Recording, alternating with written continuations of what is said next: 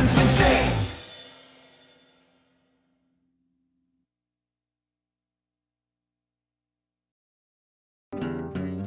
As I headed toward our capital, Madison, Wisconsin, the day after inauguration, this lifelong Wisconsinite had planned to visit blue and red counties, asking folks who they supported and what they thought happened in election 2016. While traveling along, I noticed that the sun was trying to break through on a rather dreary and overcast day, and I began to think what an apt metaphor the weather had actually become. Because while half the country viewed the clouds of the incoming administration as ominous and unpredictable, the other half viewed the election results as a sign that brighter times were finally on the way.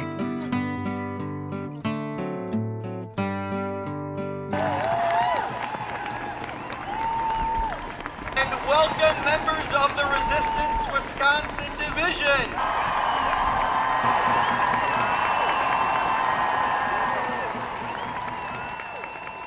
I, Donald John Trump, do solemnly swear that I will faithfully execute the office of President of the United States and will, to the best of my ability, preserve, protect, and defend the Constitution of the United States. So help me God. Congratulations.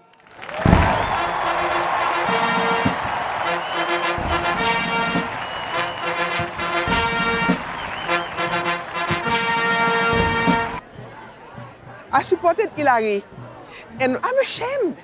I'm ashamed of Americans to have voted this person who has demeaned women, who has demeaned the disabled. I'm a lesbian. I've been demeaned in so many ways. And he's in the highest position in the world right now. And I'm also a clinician. I worry that a man like him is a role model to our children. So do you think the bullying in school, the hatred that you've experienced will increase? Because he condones it. A man will come and grab me right now because Donald Trump can do it. So it is my fear right now. Of course, we're going to remain active because we have to counterbalance this issue. But this is not American president. This is not what America represents to the world right now.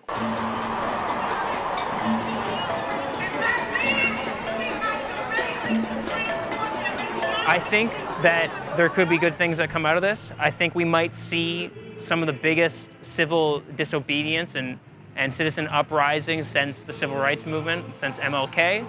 I think we're going to see just historical opposition to Donald Trump. And, you know, the GOP has the House, they have the Senate, and they have the presidency, but they don't have the people. Across the board on any issue, any more left-wing position, more than 50% of the United States in all polling is always in favor of that. You take gay marriage, most of the United States is in favor of that. Any position. So there's misinformation campaigns, there's an oligarchy that is happening, and this is, you know, they say it's a coup d'etat, obviously. This is what's happening. People are losing control, so we got to take back that control.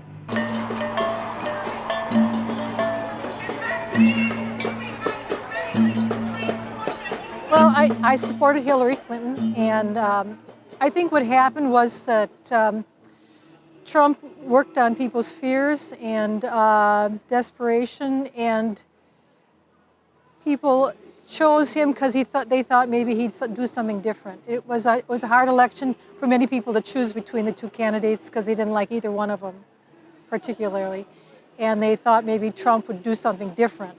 I think he whipped up, through his marketing skills, whipped up people's anger and fear and maybe some desperation, and they thought he could be better than what they had. And I think a lot of people didn't vote that would have voted for Hillary or would have sympathized with Hillary. And because we have the Electoral College, he won because he was clever in terms of where he got his votes from. But Hillary still got more votes.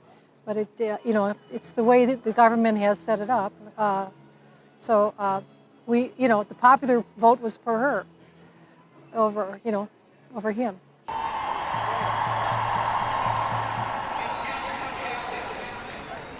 I voted for Hillary. I'd say I'm not entirely sure what happened, and I think that might be why so many people are upset, because they're surprised at what the results are. What are your biggest fears for this incoming administration? How other countries view America. As a child of immigrants, friends with a lot of people who came to this country for better opportunities, I think it's very scary to be in a place where the American dream is not necessarily a dream anymore. I think it's scary both for practical implications, as well as the fact that there are so many people in America who did vote for him and how he won, that I thought America was more progressive. And this election kind of says otherwise, in the sense that there are a lot of people, and maybe even people I'm friends with or people that I know, who might not have felt it was okay to say some of these things, and now they feel like it is. And I think that's probably the scariest part. It is my great pleasure to introduce someone who felt your public support here on As we saw with Obama, there is a deeper hatred towards women than towards a black person. Had she not been a woman, the treatment would have been completely different, I think. Yes, it made a difference. There is a fear of women. Don't know why. The fear of mother, the fear of being breastfed. I have no understanding of that. But there's a fear of woman, and there is also a hatred of woman. I don't think Trump hasn't talked about his mother, hasn't discussed love of mother, which is shocking to me when you remember Obama had to open his entire family history to prove that he was a human being, for God's sake. He had to write a bloody book. This man has not mentioned his mother, any love, any values of family, which is shocking. This whole thing to me is shocking.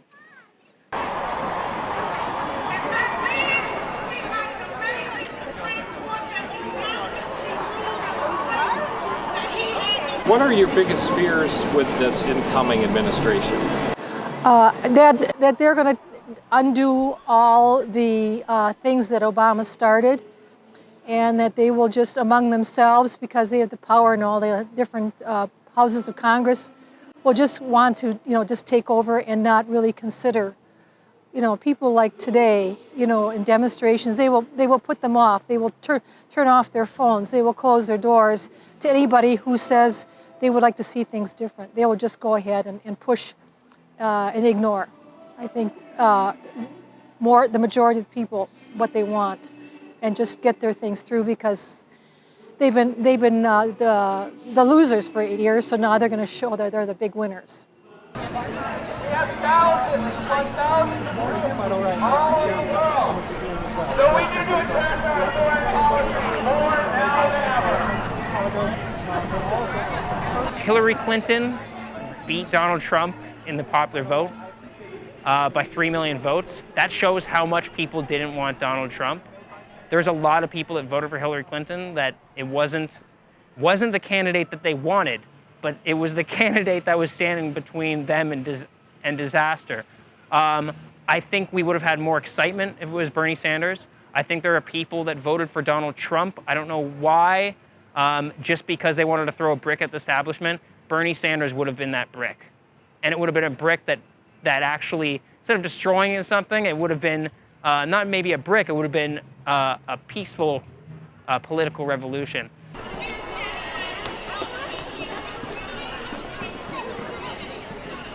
I would say the youth vote would probably relate better to somebody who's younger, but at the same time, you do need a bit of experience to be able to be a valid candidate, except for, Trump.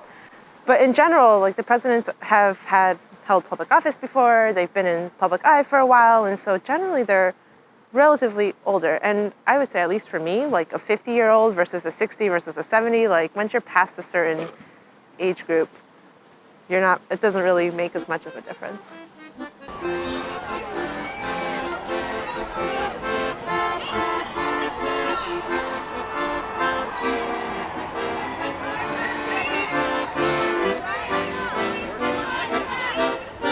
It was a great day. This is a great day. This march was wonderful.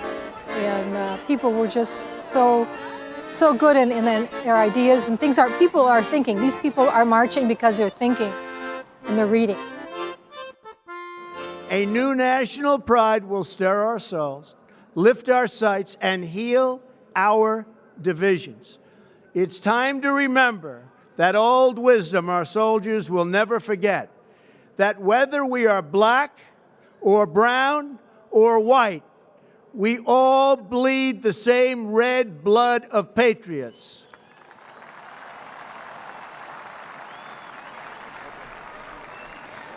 We all enjoy the same glorious freedoms, and we all salute the same great American flag. There's a phrase often attributed to the Chinese which goes, "May you live in interesting times." Donald Trump promised in the year 2000 that if he ever ran for president, things would be anything but boring. Love him or hate him, Donald Trump has surely lived up to this promise, and the way things continue to unfold day by day, who knows, we may be living through the most interesting times of all.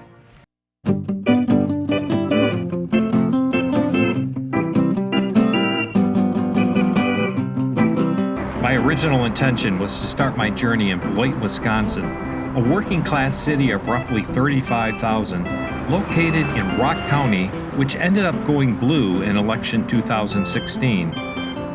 Beloit's located right on the southern border of the state near Illinois, and I took a left off Interstate 90 to get political views at Beloit College, a highly regarded liberal arts school I graduated from in 1986.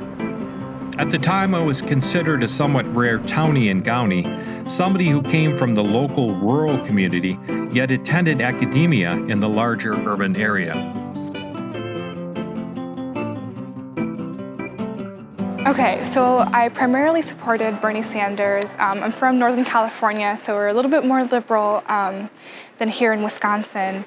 But I ended up voting for Hillary in the regular #1 election just because she was the only option that I felt like I could identify with, and I didn't want to screw over any of the rest of the politicians. And if you voted third party, I think you kind of wasted your vote because this was such an important election to be taking a part of. And I think the biggest issue with this most recent election was media presence and the twisting of certain ideals, and like, for example, how Hillary used her private email account, and how now currently Donald Trump and most of his cabinets are using personal emails and accounts that are not linked to the government, and no one has said a word about it.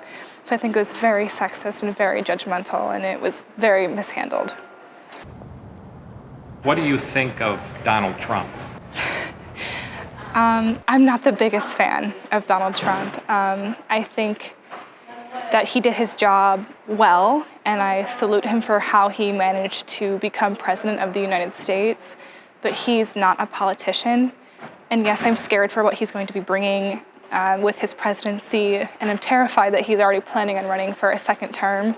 But I think what we need to be most afraid of and what we need to be most cautious about is the politician who follows Donald Trump, because clearly he tapped into a certain type of ideal that was unanswered in the United States. So I think the next politician who comes to power and who's going to pursue presidency will do what he did, but better, because they're a politician, and so they have the willpower and the ability to do what Donald Trump has been trying to do. Anything else on your mind? I guess I'm just disappointed with the fact that so many women voted for Donald Trump.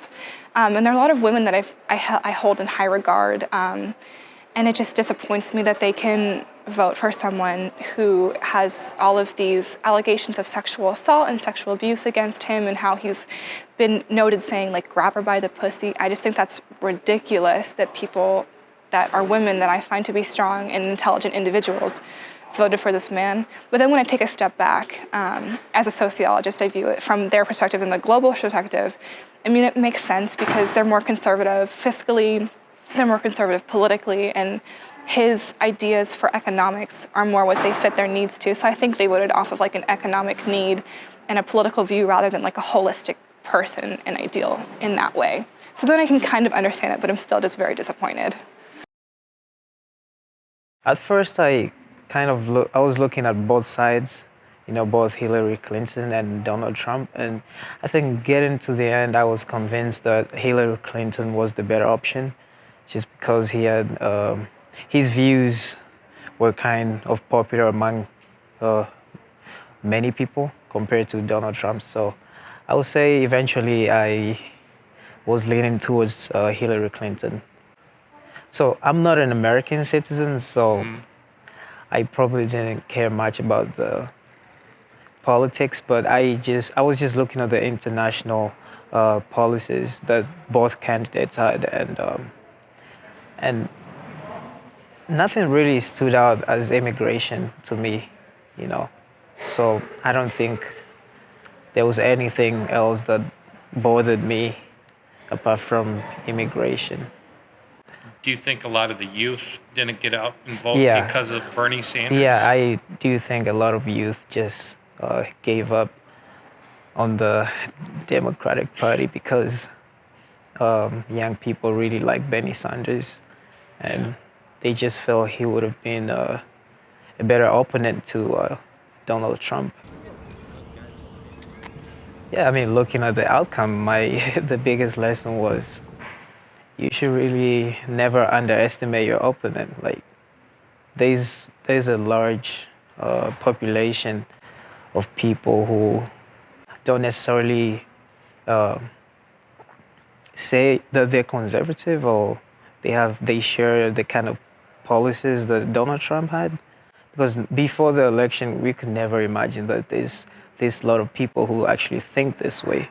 And looking at what just happened, it's really surprising. And I just think in the future, we shouldn't make such a mistake. One such unsuspected conservative mind resides right here on the Blake College campus. Though not initially supporting Donald Trump in campaign 2016, this freshman started something that many might equate with forming a Christian glee club back in the ancient Roman Colosseum. I understand you started a club here. Could you comment on this club? Yeah, I started a Republicans club here. I think there have been a few occasions where students in the past have tried to do it. I'm hoping to make a more permanent one, but I think it's a good time to do that. What do you think overall of Donald Trump? What did you think of him before, and what do you think of him now? About Donald Trump, I don't think anyone voted for him because of his moral character. I think people voted for him because he expressed some of their frustrations. I think immigration, identity politics, and political correctness were probably the main issues, as well as the economy, of course. But because he seemed to break away from some of the fashionable pieties at the time, he really he energized his voters. Could you comment on the fact that Hillary Clinton didn't come to Wisconsin one time? What do you think was going through her mind, and do you think it was a mistake? Well, I think the reason Hillary Clinton didn't come to Wisconsin was because she assumed it was in the bag, and of course it was a mistake when she lost, and that's why it's kind of amusing when people try to shift the blame to other issues, like saying Russia had a big influence. I don't think Vladimir Putin told her not to visit Wisconsin. So, yeah, I think she's regretting that decision. At first, I was a Bernie supporter, and up until about January, I thought he was going to win against Hillary Clinton in the primaries. But then things started to shift, and I started to sense that it was going to be Hillary versus Trump. And in that case, I voted for Hillary. I think Bernie would have been the better candidate, just because he was not as establishment. His ideas weren't as stale, let's say, and he had a lot of support from younger people. He had a lot more support from the middle than Hillary Clinton, and that's where she lost a lot of ground to Trump. I'm curious what the big issues for you were this last election. To me, money in politics is the issue that affects all other issues, and I think that if we change our priorities, or able to change our priorities a little bit away from business and profit to making sure that we have the best policy possible for people, and making sure that in terms of economics and business, that if businesses are able to profit and if their laws and regulations are fair across the board, that economic prosperity will rise again. I mean, with Trump, just as a candidate, my fear was he says things off the cuff a lot during the campaign and when he's in office as well. And so my fear was that he would basically just throw out all the norms that the president usually adheres to and basically start wars or do other very radical things like cut ties with different nations because they said something he didn't like, and go very extreme on foreign policy and aggression. This administration has hit the ground running at a record pace. Everybody's talking about it. We're doing it with speed, and we're doing it with intelligence, and we will never, ever stop fighting on behalf of the American people. God bless you, and God bless America.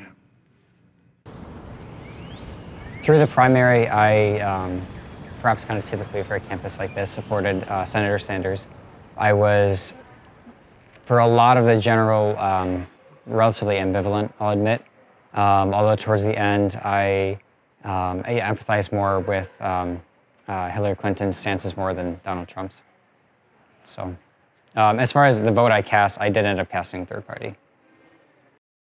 I think that, voters my age and of that similar ideology catch a lot of flack for being unwilling to compromise and for being unable to accept the candidate that was Hillary Clinton. But I think the reason they stayed home wasn't the unwillingness to compromise on their candidate, but it was the feeling of having been cheated in the primary and not wanting to, roll over and acquiesce and take the loss. I think I for one was that ultimately is what that's why I couldn't vote for her, is because I felt like it had been a stolen primary, honestly, and I didn't want her to be successful because of that. I hope that the current protests are effective. I don't know if they will be, and to a large extent, I don't know if the effectiveness of the protests is even the central aim of them. I think a lot of people are still angry about the results of the election. I think I guess it's a little cathartic to go out there and I guess share that with other people who are angry.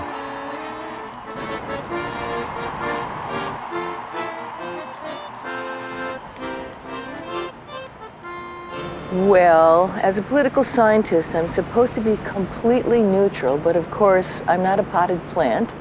So I supported Hillary Clinton. I am the demographic that was most likely to. And what do I think happened in the end? I think it is very easy to tarnish a woman. It's easy to dislike a woman who steps out of bounds. Both of those dynamics have been going on with Hillary at least since 1992. And probably earlier, if we remember the "I don't stay home and bake cookies" comment. I'm not Tammy Wynette. Yeah, so tarnishing her was easy, and I actually just met with a student writing a senior honors thesis on how the false equivalence between Trump and Clinton and the things they did wrong became so widespread. Hillary Clinton had 71% of her headlines had the word scandal in it. Now, if you look at what scandal or scandalous means, it's unethical, immoral behavior that elicits public comment. Trump is a walking scandal, right? His tweets, his false claims, his lies, he's a walking scandal. And yet, despite the fact he was covered twice as much as Hillary, he has only half of the mentions of scandal that Hillary does. So if you ask me what happened, we can point to Trump's clear collusion with Russia and the absolute timing of those WikiLeaks and his people going to Russia before then. We can point to that as a confounding factor. We can say she didn't run a good campaign. She didn't come to Wisconsin, right? Took it too much for granted. We can say that maybe she was unapproachable. But if nothing you do is right, then one is inclined to build a buffer. So put all that together, and that's a big part of what happened. Why do you think Wisconsin in particular went red the way it did this time, the first time since '84, when Ronald Reagan was around? Mm-hmm. Well, I would say one of the things that has really mattered is the gerrymandering, the partisan gerrymandering of all of the districts, which give the Republicans an illegal, apparently, leg up in capturing the legislatures and the governorship. So that underpins some of what happened. The story that Trump told about what he was going to do resonated with many of the white rural Wisconsinites who have fallen behind and who do feel left out by the coastals. So he tapped into something very real, and it's more real in rural areas than it is in the urban areas of the state. And I think that maybe trumped just about everything. Beyond asking folks about who they voted for, what their biggest issues were, and what they thought of Donald Trump, Hillary Clinton, or Bernie Sanders, I started feeling compelled to ask one extremely important question in this age of hyperpolarization.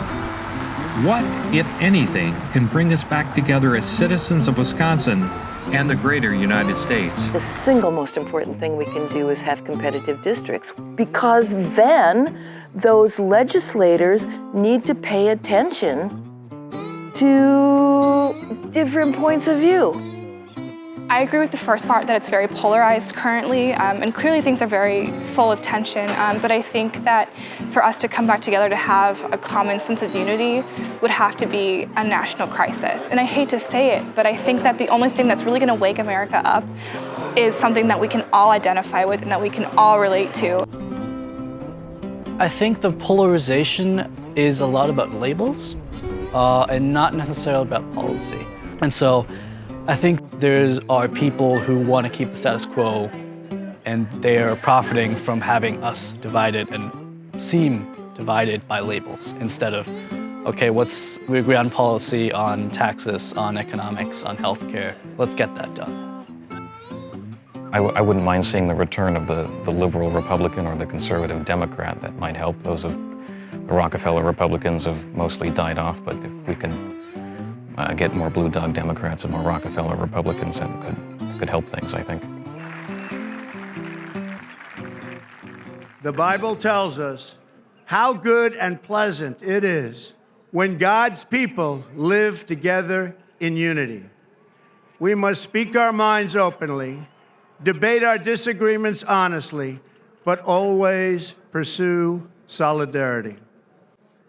When America is united, America is totally unstoppable.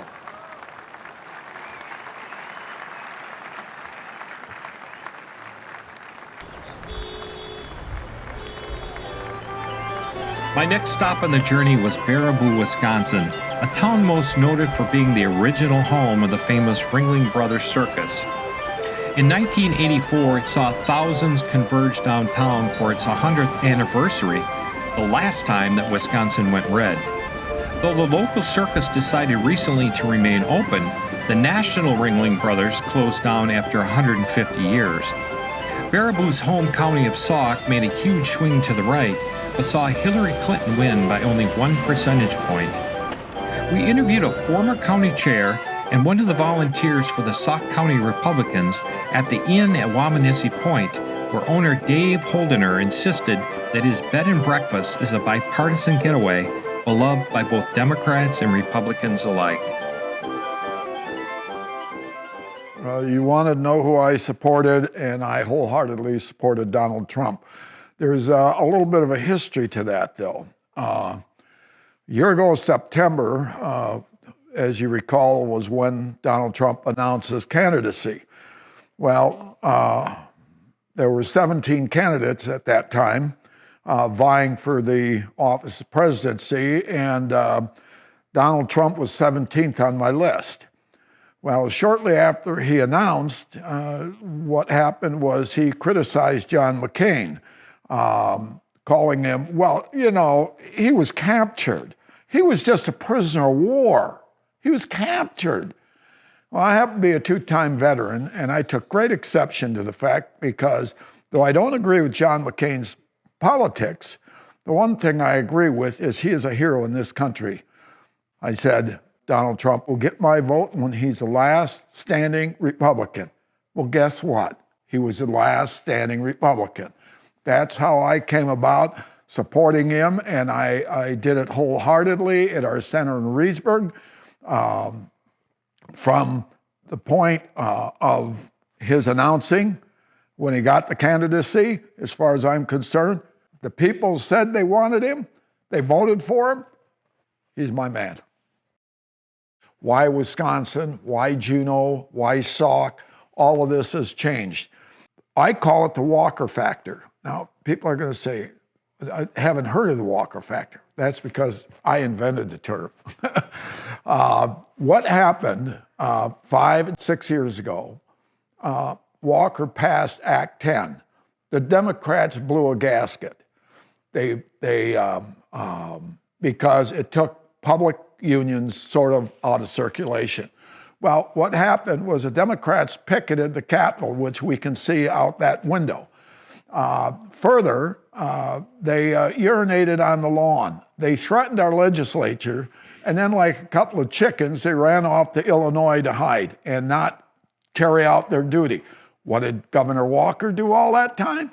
He continued to govern in a professional manner, did not react to the negative Act 10 publicity. I thought that was commendable on his part.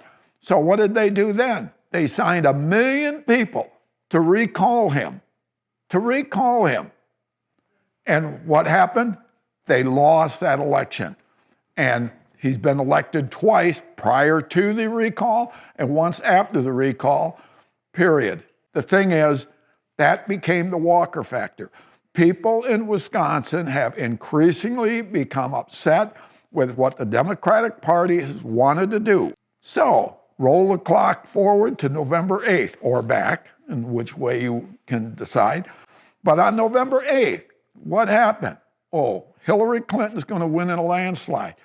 Let me tell you, I said from last July up through the election, Donald Trump was going to win by a landslide. Why did I say that? I said that because if you would have come into our center in Reedsburg, you could see it, you could feel it, you could hear it.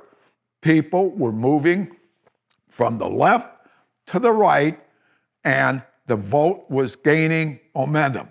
9 o'clock, November 8th, is the numbers that were given to me. What do we hear? Oh, there's a chance Florida's going to go red. Chance Michigan's going to go red. There's a chance Pennsylvania's going to go red. And yes, by the way, Wisconsin's going to go red. And what happened? They did. The media coverage is worse than Obama's policies. To think the press would abandon being objective in their appraisal and try and move things in the direction of one party or the other is absolutely inexcusable, period. Can I just ask you, thank you very much, Mr. President. Where are you from? BBC. Okay. Here's another beauty. It's a good line. Impartial, free and fair. Yeah, sure. Mr. President. Just like CNN, right? On the travel ban, we could banter back and forth. On the travel ban, would you accept that that was a good example of the smooth running of government? Yeah, I do. I do. Let me tell you about the travel. Were there travel. any mistakes in that? Wait. I know who you are. Just wait. There's certain things that the Democrats and the Republicans can agree on. And one is loyalty, one is honesty, one is decency. I don't see those traits coming out of the Democrats as I used to. I've said it before publicly. It's become very difficult to be able to discuss issues openly with them and maintain friendships. Even my Democratic friends in the Reedsburg area will agree to that. I guess what bothers me is when I was a Democrat, I had some good Republican friends. In fact, they were our best friends down in southeastern Wisconsin, and we would go tooth and nail arguing on issues. And never once, when we were through discussing the issues, did we ever part company. They're still some of the best friends we have. It's a different place than it was, 30, 40 years ago, period. Volunteer Richard Bennett became a circus clown in 1964 and retired in 1980. He's one of the last personal friends of Ida B. Ringling, one of the Ringling Brothers' widows. In his vast travels, he's met many celebrities, including Clayton Moore, the Lone Ranger, Jimmy Durante, and the Three Stooges. Yes, I've lived a very good, interesting life, and I have a lot of fun in life. I travel and I go places, and I really enjoy volunteering with the Republican Party, and I'm glad that Trump got in because we are able to extend our freedom in this country, where I think the other way we would have lost a lot of our freedom. My father always said we need a businessman for president, not a politician. He lived to be 102 years old. He was very smart. I always said to my dad, you should have been a politician. He only went to 7th grade. I do believe that he would turn this country around. We need to stop all foreign imports from coming in this country and get our small industries going again, as well as big industries. Everything's made in foreign countries. It makes me sick. We need to get our country going again, have the unions get more active and get it going. Was immigration a concern of yours at all, or? Yes, that is. I was in a grocery store not more than a week ago, and I heard these Spanish people talking in Spanish, so I am not afraid to speak up in front of people because I was in show business, like I said, and I said, welcome to America, now speak English. She said, okay, and she went right back again, and then with all these illegal crossing the border, I do believe that we should put up a strong fence to stop them out. My grandma and grandpa came from Sweden in the year 1900. They had to go through Ellis Island. They didn't sneak in. And it's ruined this country. It has really ruined it with all the illegal immigrants in this country. And look at the Twin Towers. My father used to say this was the safest country to live in. It isn't anymore. You have to watch over your back almost everywhere you go, especially in the big cities. Very unsafe country. What's your opinion why Wisconsin turned red for the first time since 1984? There's a lot of people in Wisconsin that are hunters, and I think if Hillary got in, she would have tried to do something more on gun control. There's enough gun control now. We don't need any more. What we really need, not gun control, we need strong punishment, very strong punishment. Somebody kills somebody, don't give them 7 years and slap their hand and let them out. Put them away for life. Life in prison, never get out, no parole. So I do believe that's one reason. And also, I understand there's over 375,000 concealed gun permits in the state of Wisconsin that have been issued. I have one too, and I'm very proud of it, with a letter from the state. And you have to be checked through the FBI to make sure you have no criminal records like that. And I do believe that's one reason that Wisconsin turned red. Last question, do you have any idea what might draw us together again as American citizens? It seems like such a polarized society right now. It is. There's too many people that have too much time on their hands and don't know what to do, so they start demonstrating. We never had demonstrates like this 50 years ago. It was a much better country back in the 60s, and life was a lot easier. So on to your question there, it's hard to answer that. It really is.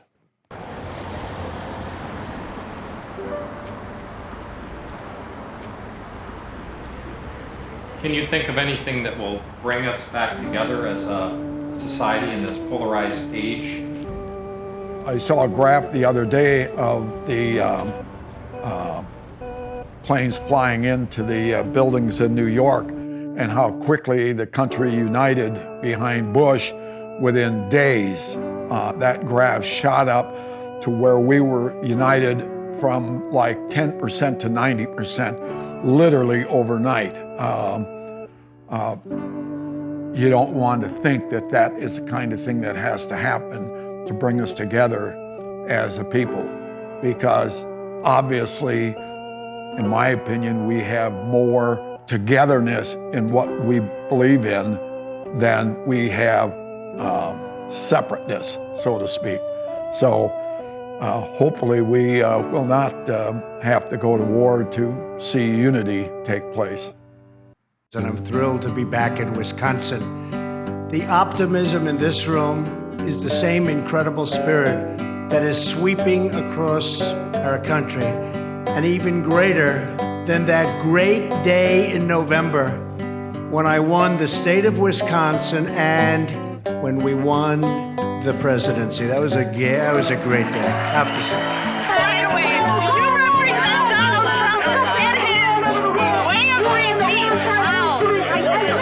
No administration has accomplished more in the first 90 days. That includes on military, on the border, on trade, on regulation, on law enforcement. We love our law enforcement.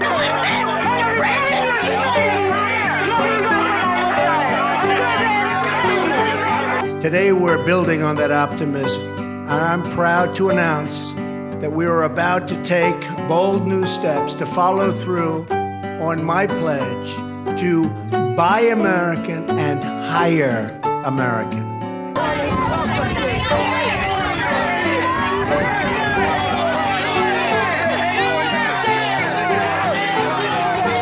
I can't think of a better place to make this announcement than right here at Snap-on. Just took a tour of the company. Good place, by the way.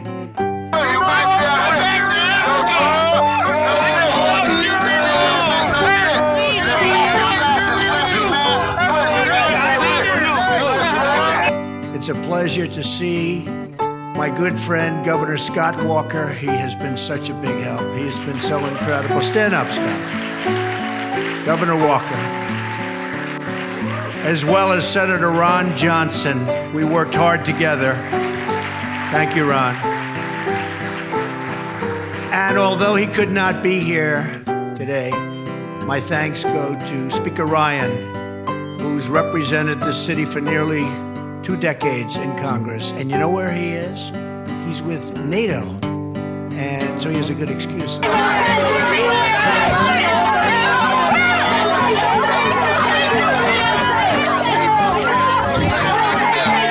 Also with us is a famous local resident, the pride of Kenosha, Reince Priebus, my chief of staff. Where is Reince? Where is he? No hate, no fear. Everyone is welcome here. No hate, no fear. Everyone is welcome here. No hate, no fear. We're also going to stand up for our dairy farmers in Wisconsin.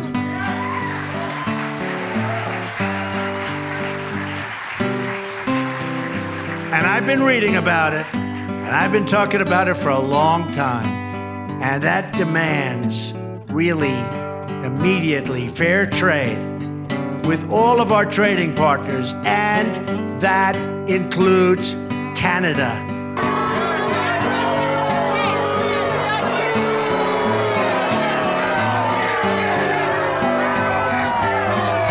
I want to thank the people of Wisconsin for doing so much for me. That's why I came back here, not just for the company, frankly, for the people of Wisconsin. You have been so incredible to me and my administration, and we will never, ever let you down.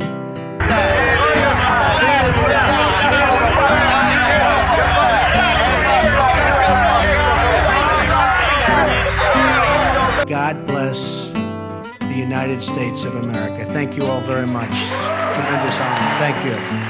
Thank you very much.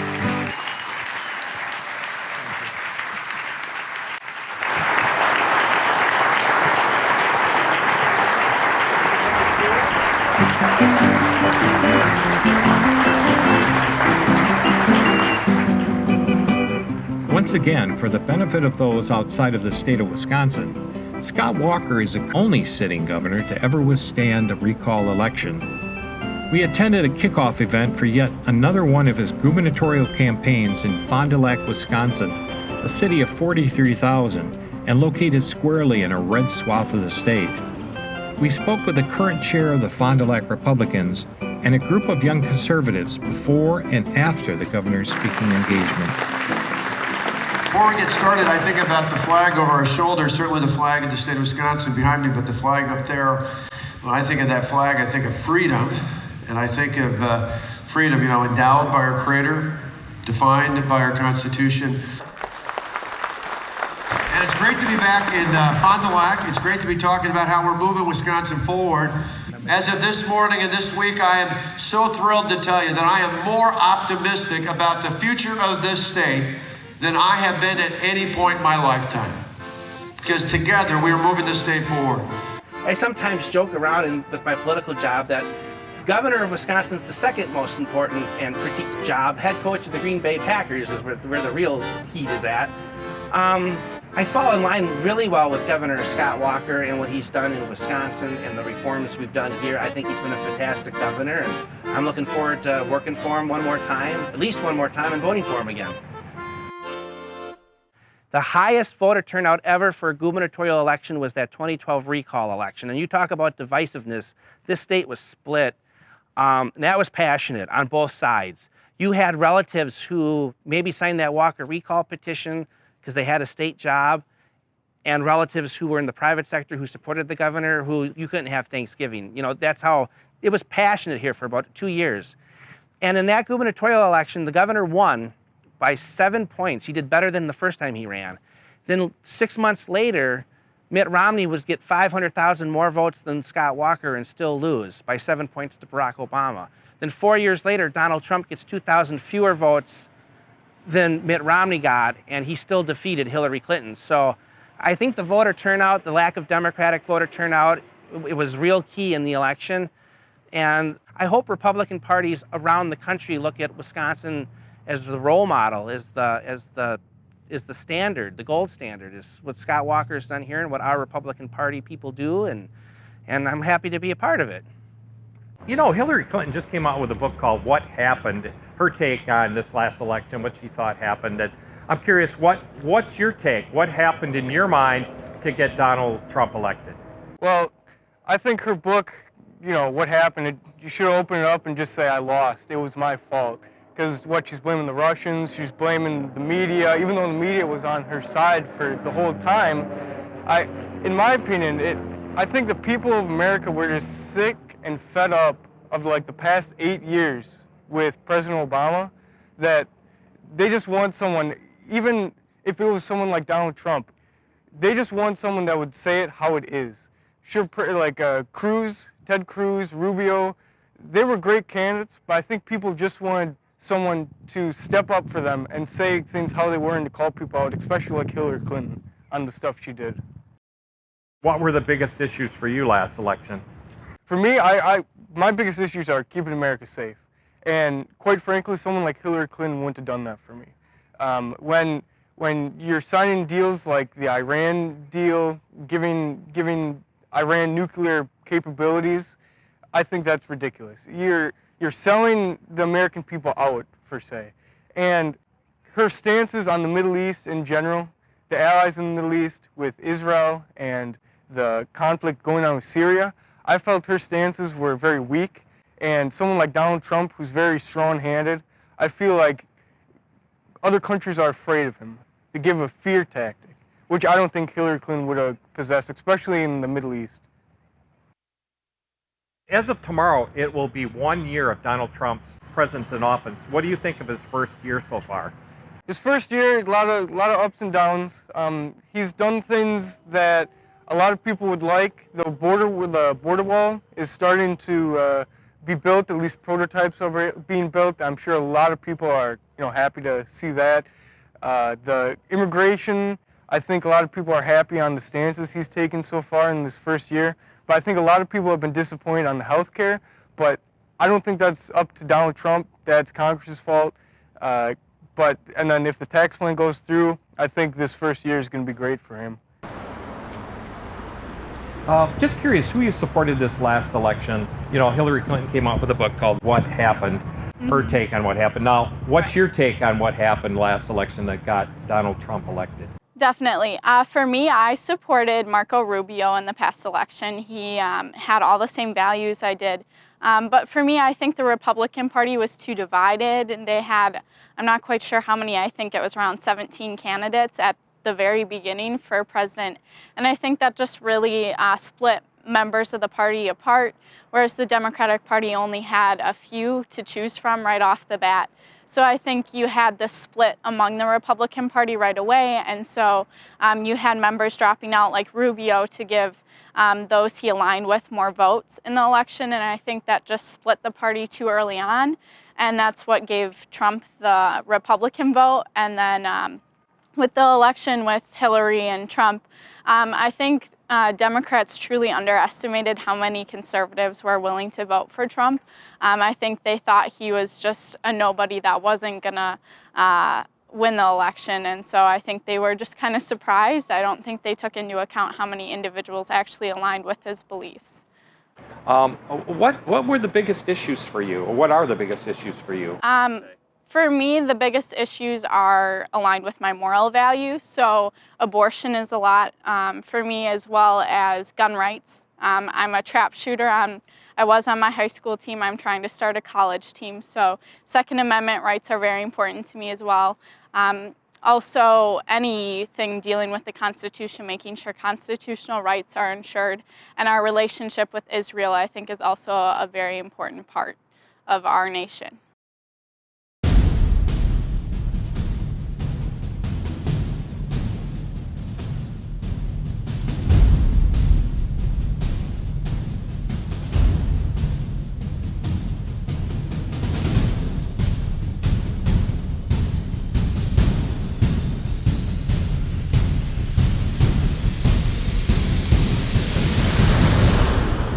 Last question, what do you think of Donald Trump's first year in office? As of tomorrow, it'll be 1 year. Correct. I think for Donald Trump, it's been a very productive, a very different year in office than we've seen from any other president. But I definitely think Donald Trump has achieved a lot of the things, or is trying to achieve a lot of the things he has said he was going to go forth with. And so I think for him, he has stayed true. For the most part, there's a few issues, but he's stayed true to what he's been planning to do. We just haven't really seen a president act like this before, but I really think he could achieve some great things if he stays true to what we believe in, and he stays true to the country. Okay, Hannah, thank you very much. Yeah. And let's go see the governor. All right. One of the best things I love about being your governor is getting out of the Capitol and going out and seeing the people of this great state. Well, first off, about what happened in the book, it's pretty much Hillary Clinton just ranting about how everyone else messed up, but how she didn't mess up. That's pretty much what the book is about. I've kind of wanted to read it. I read parts of it, but not all of it. But what actually happened is that Hillary Clinton didn't put forward as much effort as Donald Trump. She had the funding for it, she had a lot of money, but Donald Trump had like half the money, and he still managed to win the election. And we all know that the more money you have, the more likely you are to win an election. So, especially with these two candidates, it was just, Hillary just blew a chance to win the presidency. Okay, so from the beginning, we supported Ben Carson for the primaries, and when he dropped out, it was Ted Cruz. And then I actually wasn't a big supporter of Donald Trump until probably 2 months into his presidency, but I wasn't allowed to vote this last election. But if I would have voted for Donald Trump, because almost like everyone else, we don't want Hillary Clinton in office.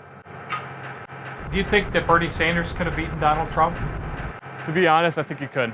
He had the millennial back, he had everyone, but Hillary Clinton kind of screwed over the Democrats with how she handled the campaign. The Democratic Party is becoming a big scandal with the way that how the DNC handled the last election and how they favored Hillary Clinton over Bernie Sanders. And to be honest, being a conservative and Republican, I felt bad for Bernie Sanders because he should have won the primary. He should have, because he was screwed over by Hillary Clinton and the DNC. For all of our in-state undergraduates, not once, not twice, not 3 times, but for 6 years in a row, we are freezing tuition at all University of Wisconsin campuses to make college more affordable for our students and the working families that support them. For students and families, we are moving Wisconsin forward. I support Donald Trump 100%, and I think people wanted a change. I think people didn't want a politician in the office. I think people wanted an outsider in, and that's, I think, what happened. And what do you think of Donald Trump's first year in office? I think he's done some pretty good things. I mean, I disagree on a few things, but overall, I think he's done a pretty good job. Definitely better than Obama, that's for sure. Do you think Bernie Sanders could have beaten Donald Trump this last election? I think it would have been closer, but I don't think so because socialism never works. It always fails. So I think he would have lost eventually. What were the biggest issues for you last election? I think healthcare definitely is the biggest thing, especially with Obamacare, costing the country over $1 trillion. That was my biggest thing, I think.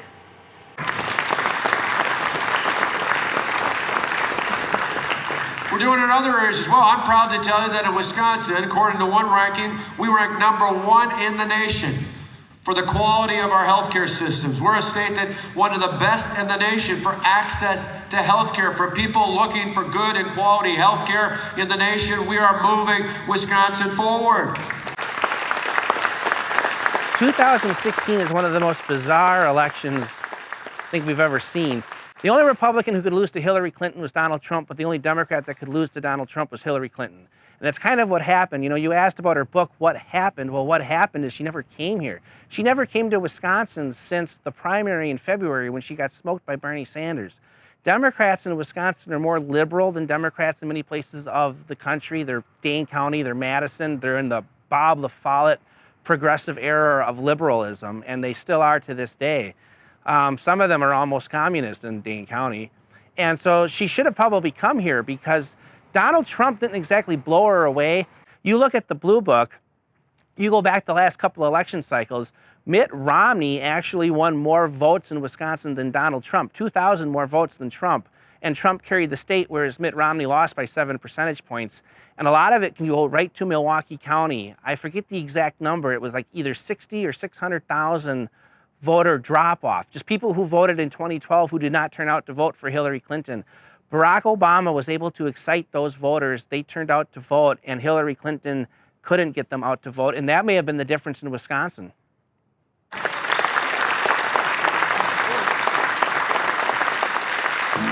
And according to Chief Executive Magazine, you know, this magazine every year puts out the rankings of the best and the worst states for business. When I was running to be your governor in 2010, we were in the bottom 10. We'd consistently ranked in the bottom 10.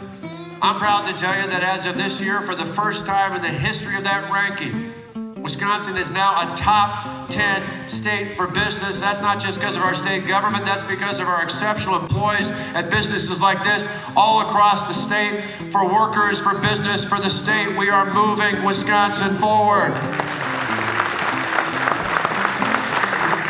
You're right about the polarization, and there's 2 other times I think it was this polarized. The late 1850s, which led to civil war, and then the late 1960s that brought in Richard Nixon. And I don't know exactly everything he did, but by the end of his first term, the rioting had calmed down, you know, the social backlash, the war protests had all settled down. Now, he ended the draft and ended a war. I don't know how you can bring people together right now. Here's the funny thing, like Wisconsin, our state's in federal court because of judicial redistricting and reproportionment. Even if we lose the case and we have to redraw the lines, as a society, we are self-gerrymandering ourselves. You look at the county map, Republicans and Democrats don't even want to live by each other anymore. 60% of the American people live in what's called a landslide county that voted either 60% for Donald Trump or 60% for Hillary Clinton. Even in Wisconsin, you've got the wild counties, 70% Republican, then you've got Dane County, 80% Democrat.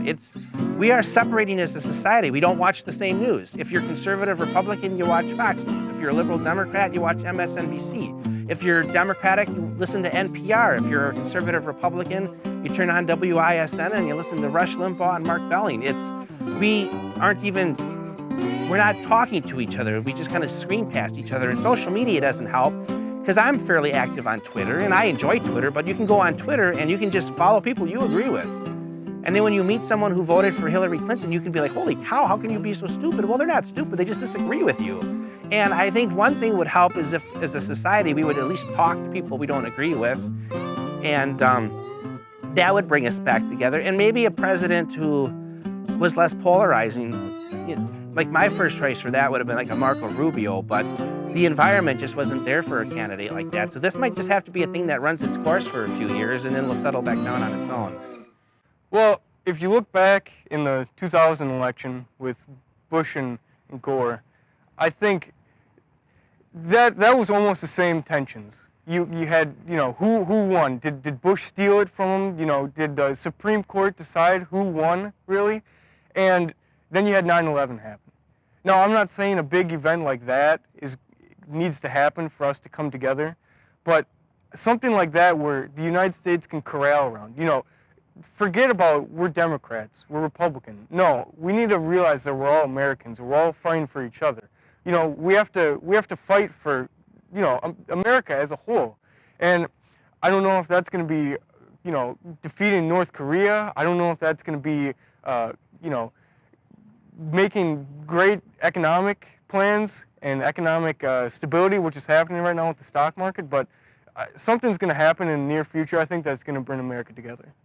I definitely think that the polarization is a big problem in our country, and I think if we really work on sitting down and discussing things with each other instead of pointing out differences, we need to focus on the similarities, and I definitely think overseas conflicts can pull us together as a nation, specifically with problems in the Middle East, with the North Korean conflict. If we bond together as a nation over an overseas issue, I think that can really pull us together.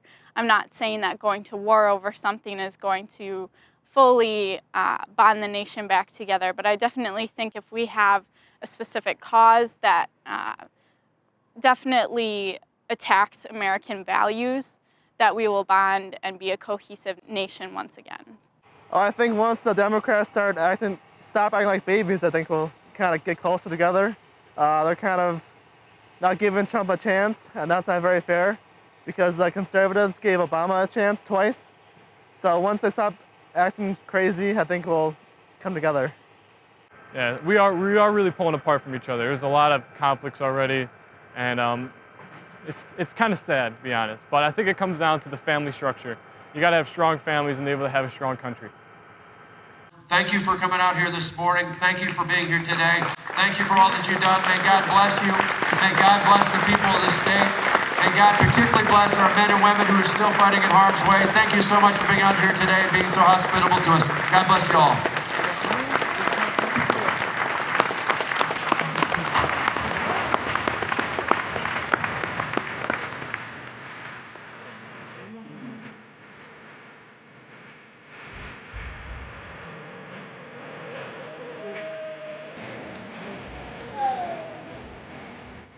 Next on the journey, and only 15 minutes away, was Ripon, Wisconsin, the original home of the Republican Party.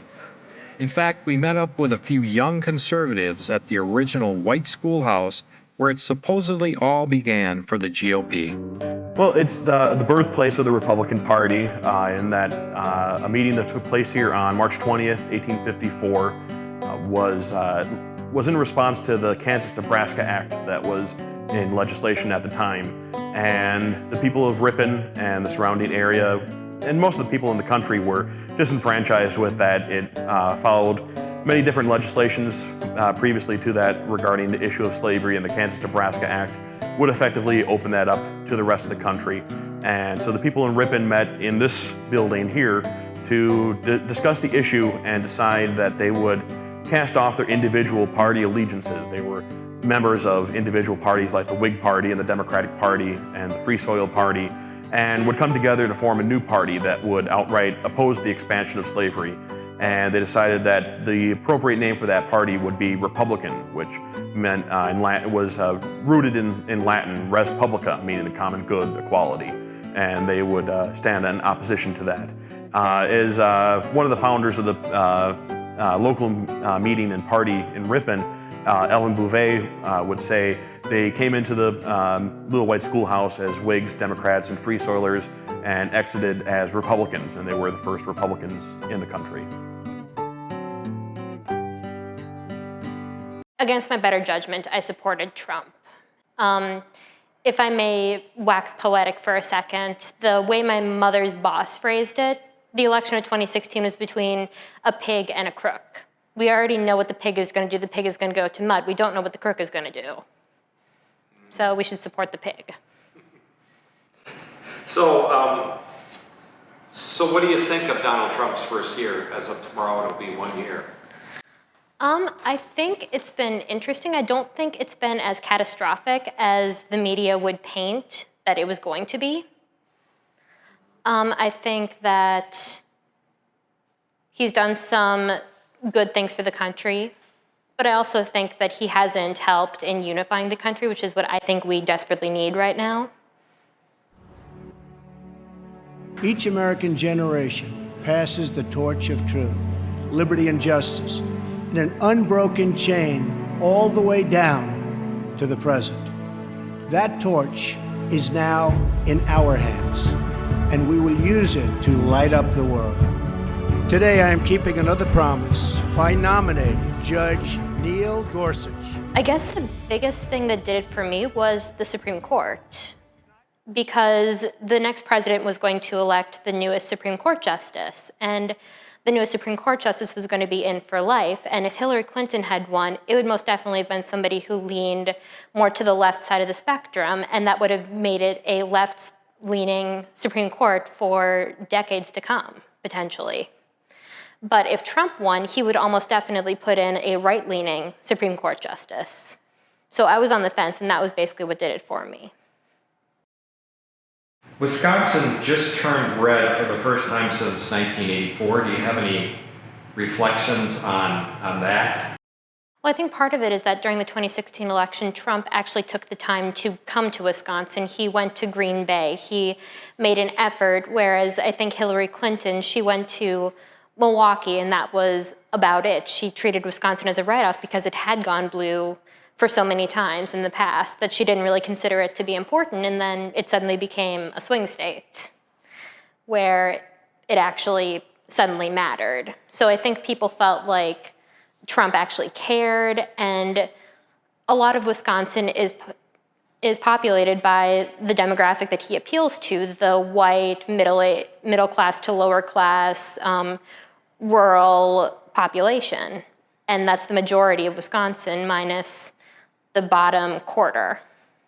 Did I leave anything out? Anything else about the election 2016?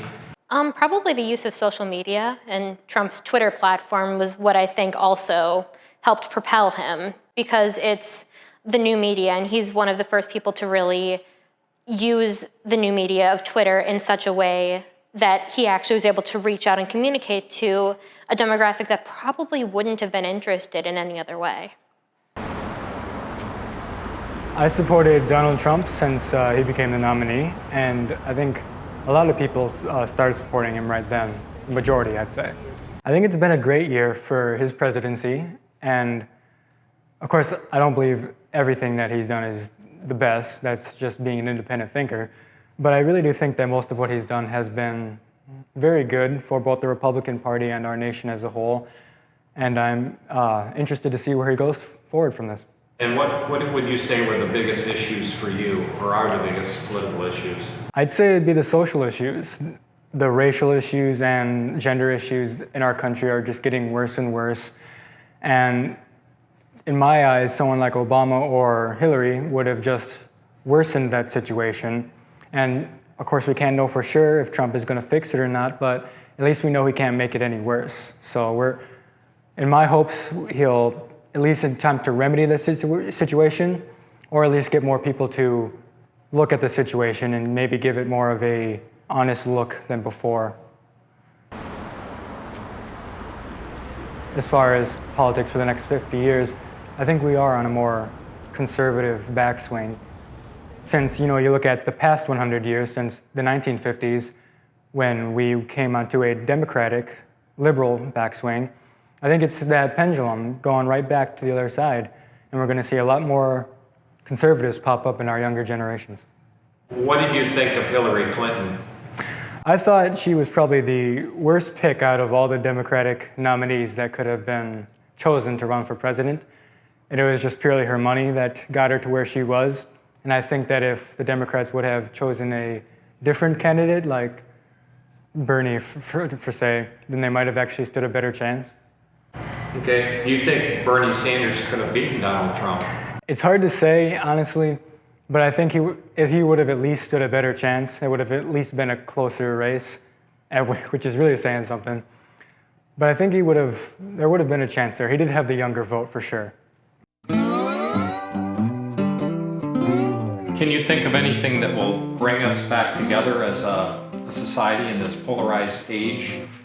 At this point, it would have to be a crisis of some kind. I mean, you think about it, a crisis pulled us together after 9/11. It pulled us together at the beginning of World War II. It's terrible to say, but I think that's the only thing that would be powerful enough to get us there. Honestly, I think the only thing that we can do is just listen to each other more. And this goes for both sides of the political spectrum. It doesn't really, at the end of the day, it doesn't really matter who's right or wrong. As long as we listen to each other and hear each other out, we'll eventually come to the right decision. And right now, we're in a society where, because social media can pass ideas around so fast, no one wants to listen to anyone else. They just want to listen to themselves. So it's hard to know whether or not people will start listening to each other, but I can certainly hope and try to do that myself.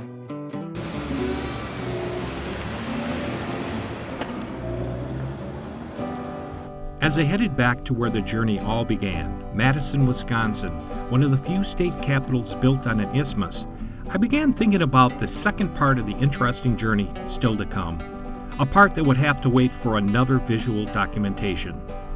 I thought of how we planned to see in more depth if reconciliation and harmony was still possible in sorely divided Wisconsin and America by visiting two bipartisan senators and friends who have been traveling the state on various issues, by visiting Milwaukee and Mauston, two places in some respects as different as night and day, and by ending up, poetically enough, in a small hamlet called Friendship, Wisconsin. But before that leg of the journey could actually commence, we ended up meeting with Craig Gilbert, the Washington bureau chief for the Milwaukee Journal-Sentinel. Craig's been covering politics for over 30 years and has been traveling the state the last year and a half for something he calls the Flux Series. He's conducted interviews with both Republicans and Democrats alike in places that we have not yet traveled to. We caught up with Craig at the UW-Madison to see what interesting discoveries he's made along the way. Well, I think one of the big takeaways is that, of course, when you saw this big shift from blue to red, particularly in parts of western Wisconsin, particularly in small towns, in rural areas, that's where the biggest swings occurred.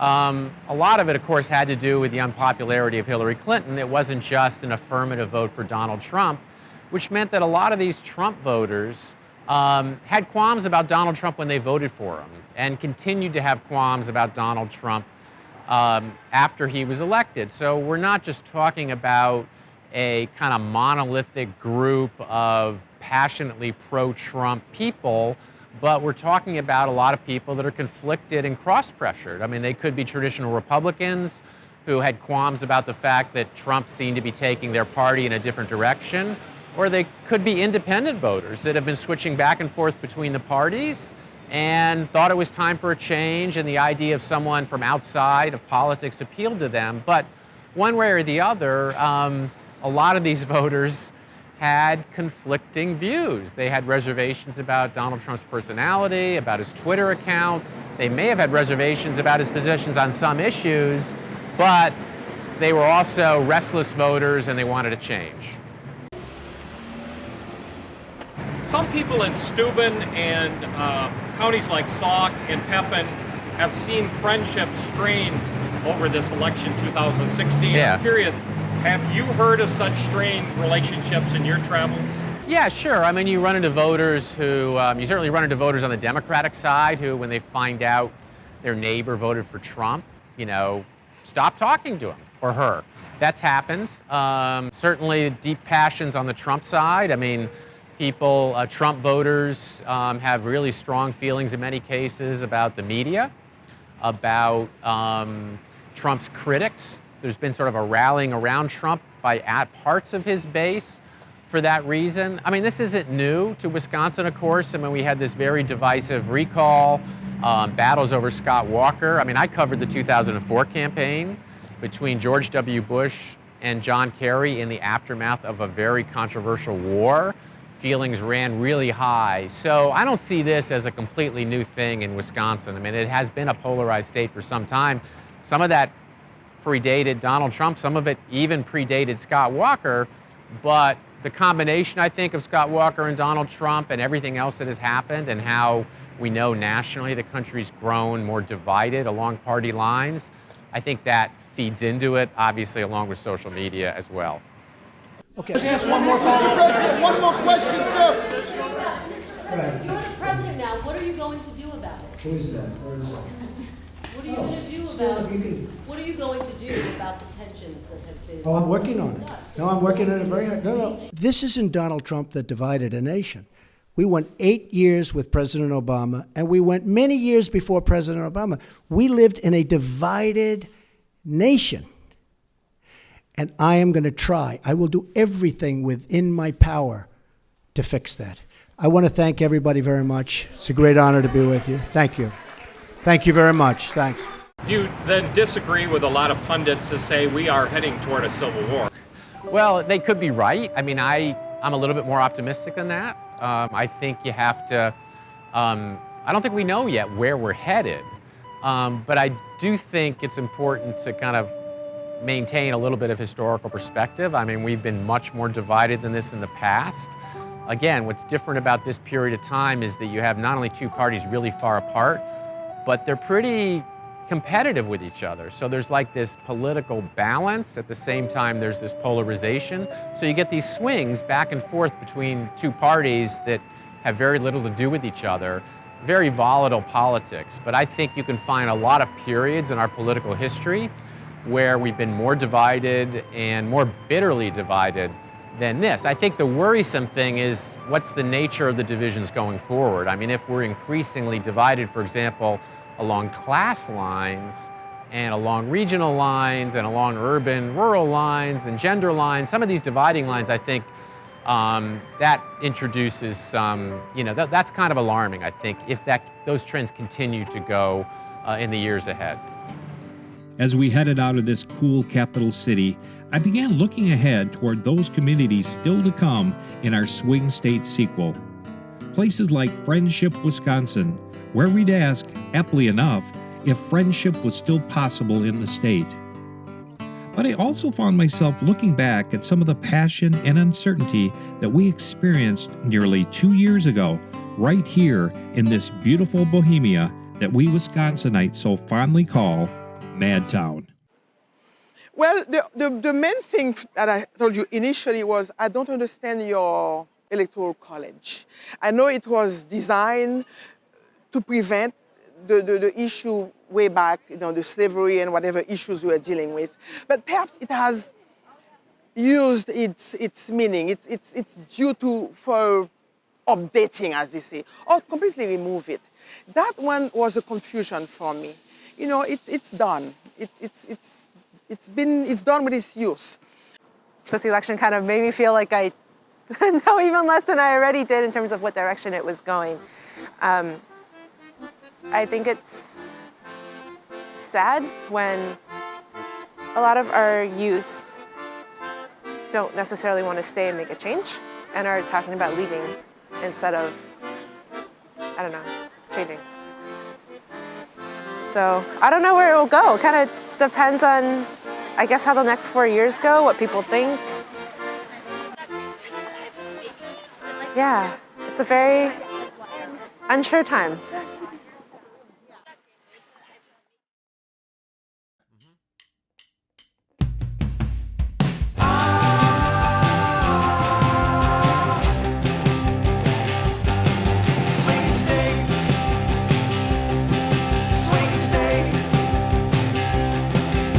Wisconsin, Ohio, New Hampshire, Ohio, swing state. Swing state, swing state. Iowa, Nevada, Florida's hanging chatter, swing state. Swing state, swing state, swing state. If you forget us, you're gonna regret a swing state. Let's swing! Swing state, swing state, swing state. Swing state, swing state, swing state.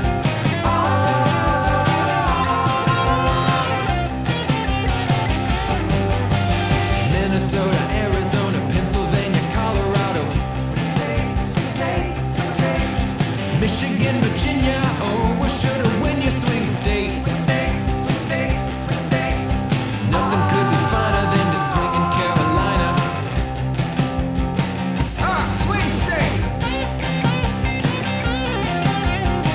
Swing state, swing state, swing state. Swing state, swing state, swing state.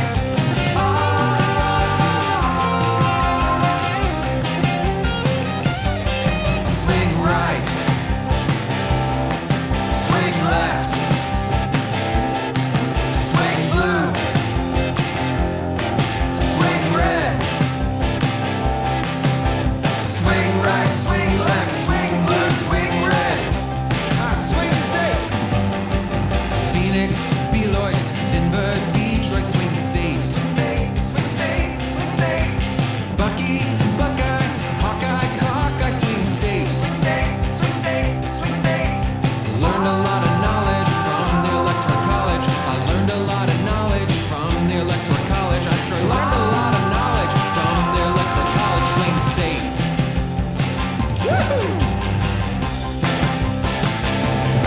Swing state. Swing state. Swing state.